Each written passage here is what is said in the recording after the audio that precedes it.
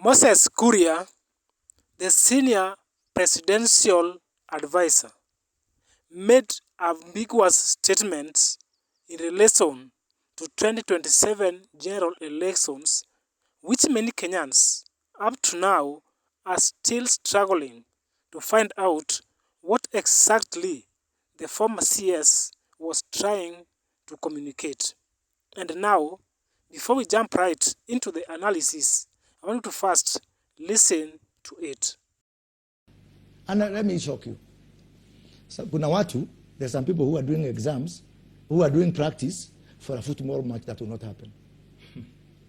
There will not be that kind of presidential content. There's not going to be an election in 2027 for presidential. Say that again. Yes, there's not going to be a contest. Let me ask you, 2002, yeah. Was there an election? There was. Kibaki. Yes. Kibaki had been pre-agreed. Have you ever seen that margin again? No. Ilikuwa ngapi? 71 to 20 something. Yeah. Is that an election? That is almost like we're almost rivaling Museveni with his 98%.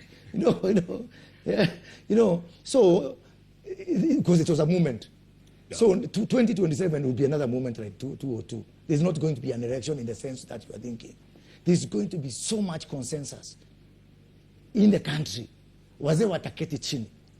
They say we have two options. Go Rwanda way, destroy the nation Rwanda way, or let's agree.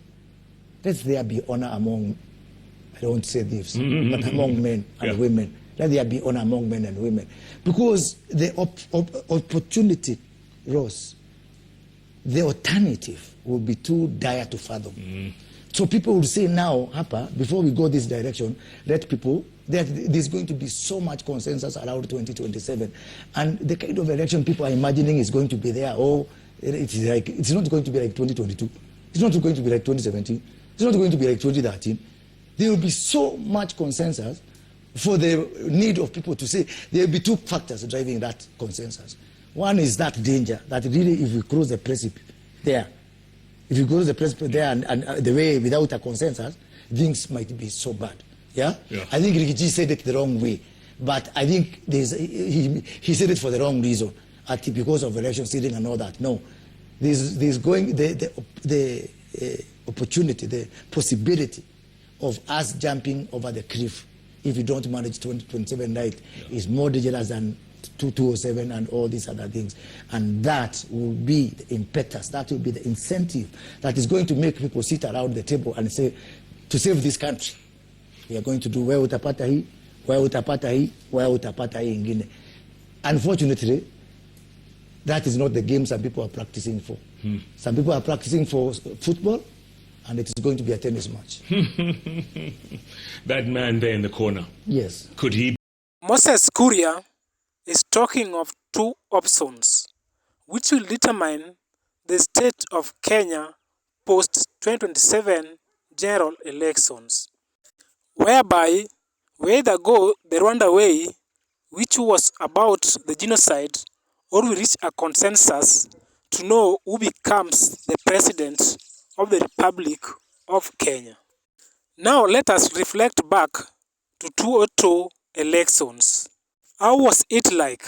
Okay, it was like a consensus where majority of Kenyans came into a conclusion to remove unwanted regime of KANU government led by Daniel Arap Moi. Now if we connect what the former CS is telling us about 2027 general election with the 2007 consensus, then we find a different thing. Because according to Moses Kuria, if we don't consider consensus, then we will experience genocide just the same way Rwanda did. According to my understanding, I can see that Moses Kuria is supporting that President William Ruto be re-elected. And if that cannot happen, then Kenya will lead into an anarchy, a state of genocide. And to confirm that, he went ahead to state that there are certain people who are coaching themselves for football match, while the real match is a tennis match. This is a clear message to team opposition because they are preparing to remove President William Ruto from office. If what Kenya Kwanza government is looking for is not even going into the elections, what they want, according to Moses Kuria, is consensus so that Kenya can remain intact and safe. But if that can't happen, according to Kuria, then Kenya will experience a state of anarchy. So in a nutshell, Moses Kuria has noticed that President William Ruto and the entire Kenya Kwanza government has lost popularity, and President Ruto's chances of getting re-elected is so slim. And that's why, if we cannot reach a consensus to give us a broader based government, then things will go south. And before we proceed further, can you also watch and listen to this clip? Vandalize everything. Let us even destroy businesses in Nairobi which are owned by our own people from the region I come from. Yeah?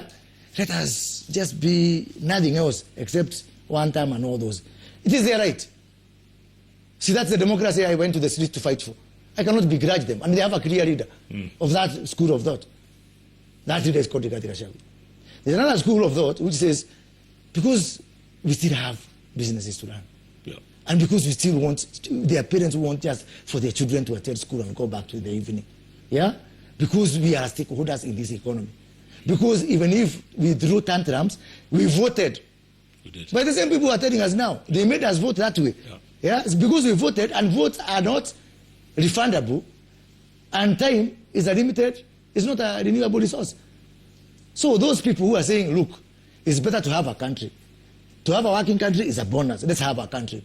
I am happy to tell you that I am the de facto leader of that other school of thought. Yeah? Who says we still have a country to run. I talk to them. I talk to business people. Why would Moses Kuria want to be president? Why? That clip has just shown you how Moses Kuria is just praying that President William Ruto be re-elected because according to him, their unfinished work that they need to finish post-2027 general elections. So guys, that is my take. The Kenya Kwanza is panicking. They know that the ground is not with them.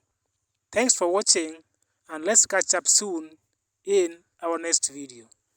Bye and take care.